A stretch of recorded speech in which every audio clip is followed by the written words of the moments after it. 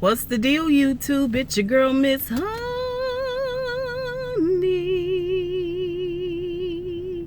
Happy Vlogmas, everyone. Welcome back, welcome back, welcome back, welcome back, you guys. Listen,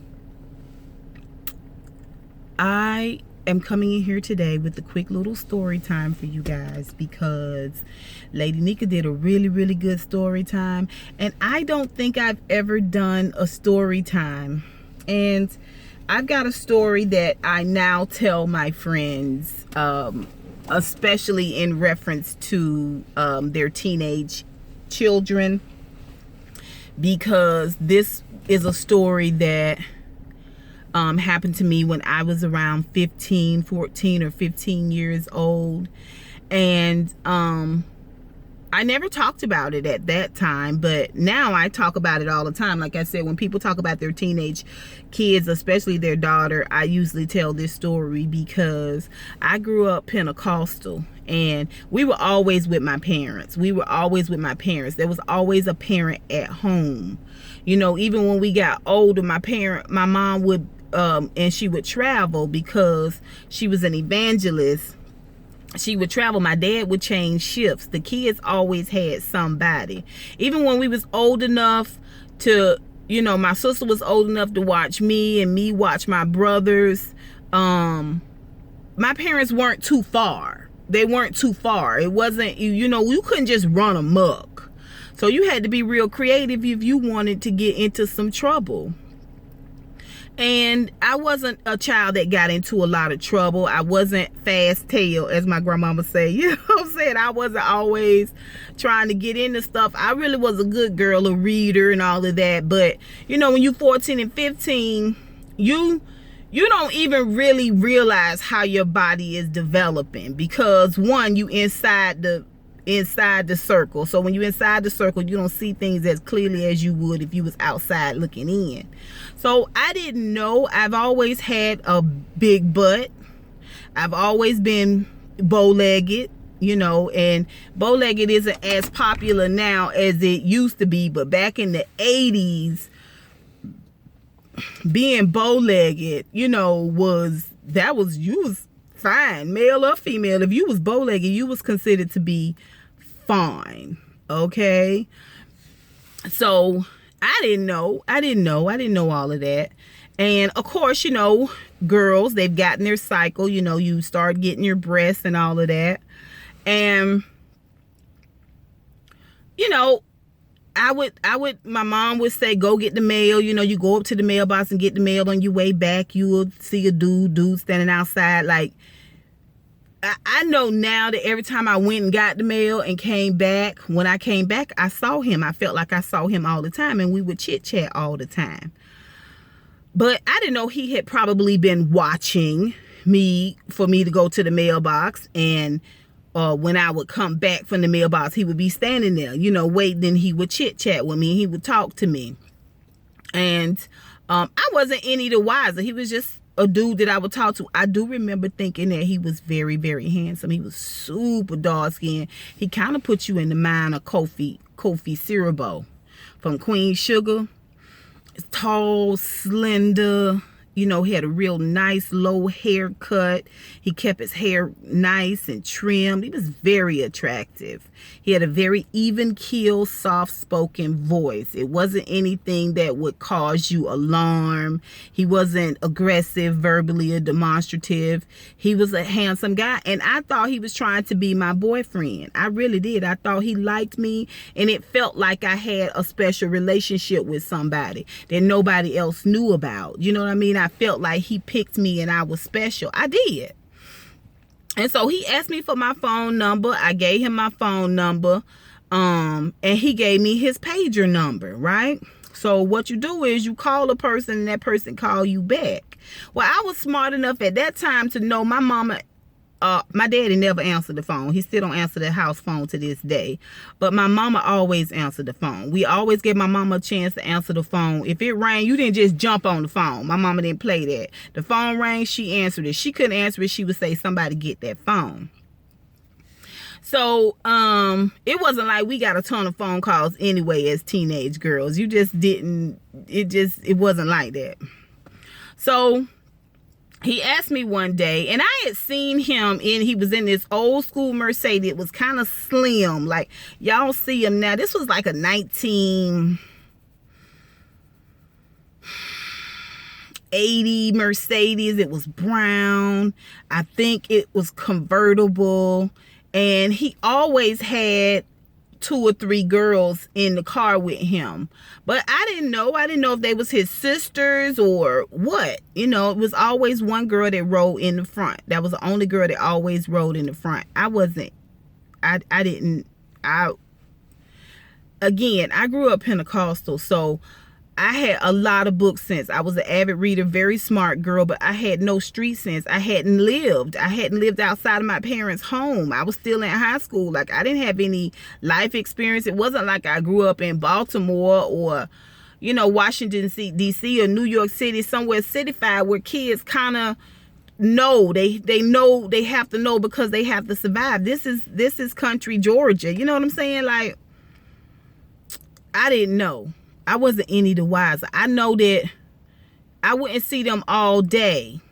On weekends, I wouldn't see them all day. Around 7 o'clock, he would take them somewhere.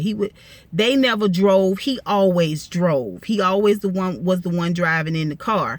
And when he would get out and I would be walking past, everybody would speak. It was not necessarily a big deal.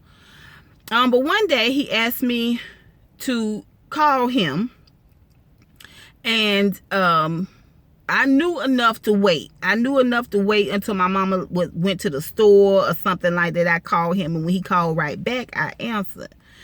And he asked me what I was doing. I told him, where your mom and them at. I told him. He said, well, will you come and see me? And I said, okay.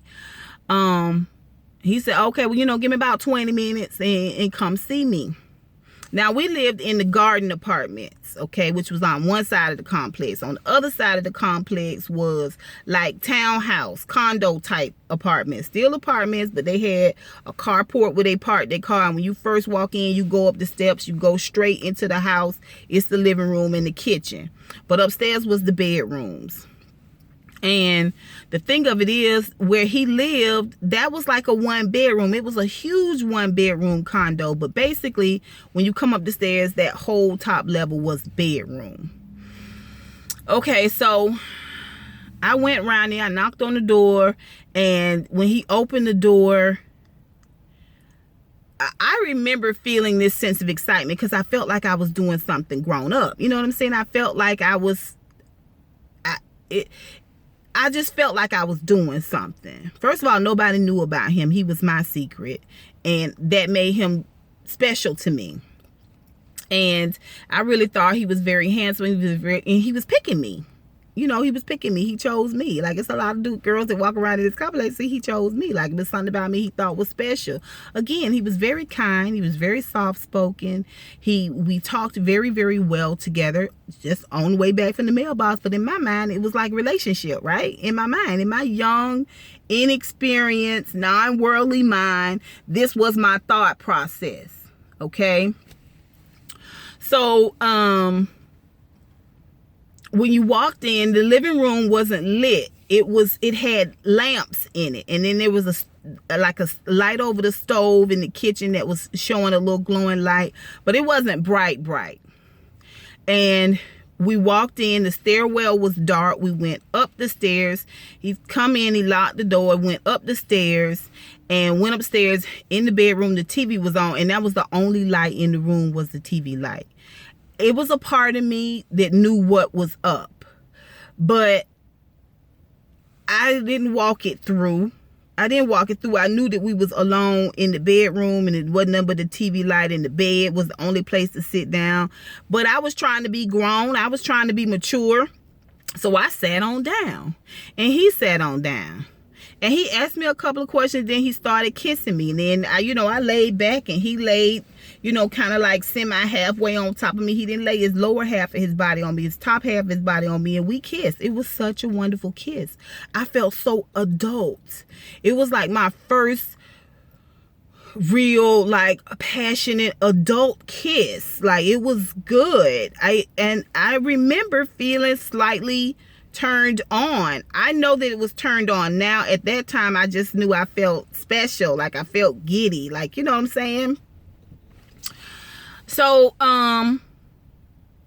he gets up. He doesn't say a word. He goes to the bathroom. The TV's on. I'm watching the TV.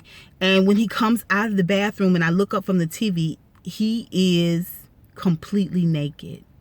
He is completely naked, you guys. And his penis is erect.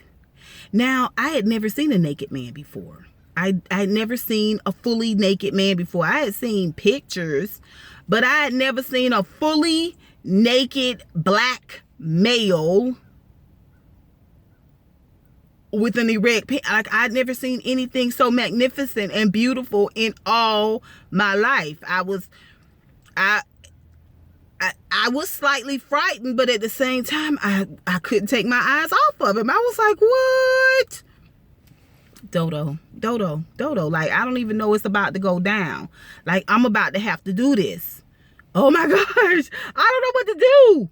I have no idea what's happening right now. What is going on? But still, I was like, oh, look at it. And he took a couple of steps towards me. And just as he was about to sit down, somebody came in the door downstairs. Somebody knocked on the door downstairs. And he went downstairs butt-ass naked. He did. And he answered the door. And when he opened the door, 2 ladies came in because I heard their voice. And they went into the kitchen. And he said something. He came back upstairs. When he came back upstairs, he said, listen, okay, do what I tell you to do. This was the only time he had ever been, like, aggressive. You know, like, I knew to pay attention. I'm going to go back downstairs. When I go back downstairs, when I go into the kitchen, you go downstairs, you go on out the door, and don't look back. I don't care if somebody say something to you or holler at you, you keep walking. So I said, okay. So that's what I did. He went back downstairs, still butt-ass naked. All right. Went back downstairs. He went on past the front door, went through the living room into the kitchen. I went out the front door, closed it behind me, and kept going. Walked on back to my apartment. When I got back to my apartment, I never said anything then, but I was so... It was like I had been in a small car accident or something. Like, I was like, oh, my nerves was like bad. Like, a lot of stuff had happened in these few little short minutes. I didn't know until later, after he was like arrested and it was all this conversation about it. This was a couple of 2-3 years later, because he never spoke to me after that again. He never tried to talk to me. He never acknowledged me. And I guess it was some part of me that realized the Lord saved my life that day, because I wasn't like, why you ain't talking to me no more? Why you ain't trying to, like, I knew I was in over my head. I knew from that moment on he was a lot older than I thought he was. I realized now that he was their pimp. He was. These are girls that he took to the strip club, and they worked at the strip club all night, and he picked them up, okay, and got them back and forth from the strip club.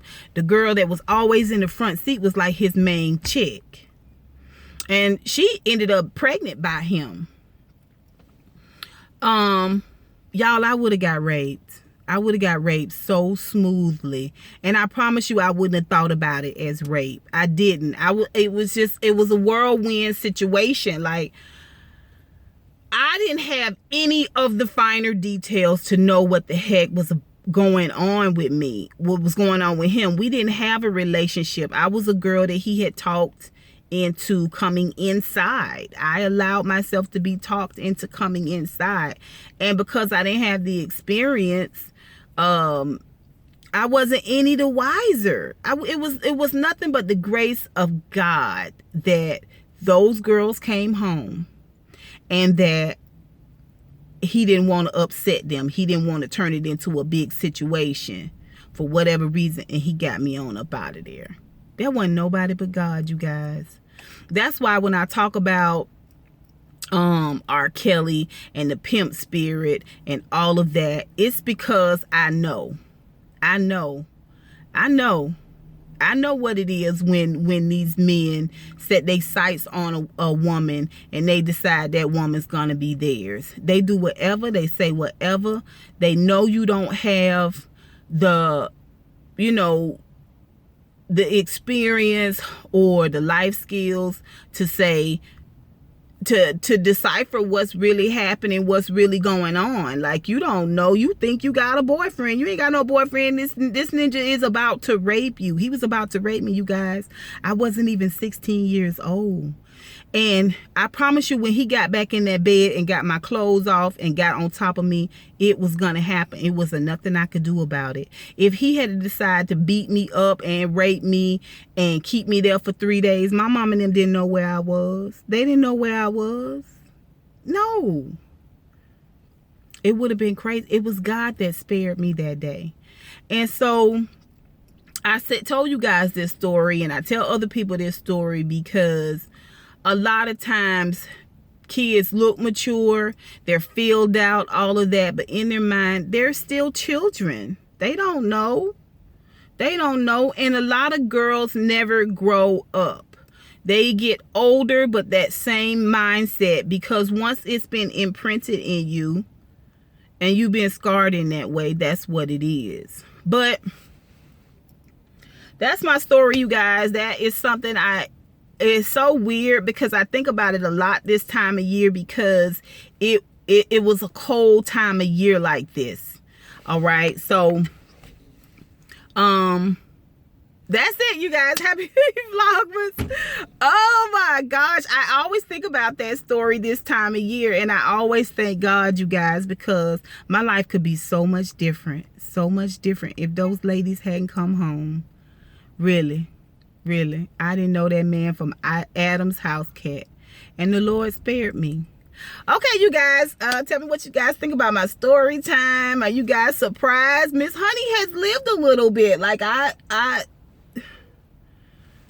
think about it all the time, you guys, and I thank the Lord. And I thank the Lord for you guys always listening and being here for me. Until next time, honeybees. Mwah, mwah, mwah. Happy Vlogmas.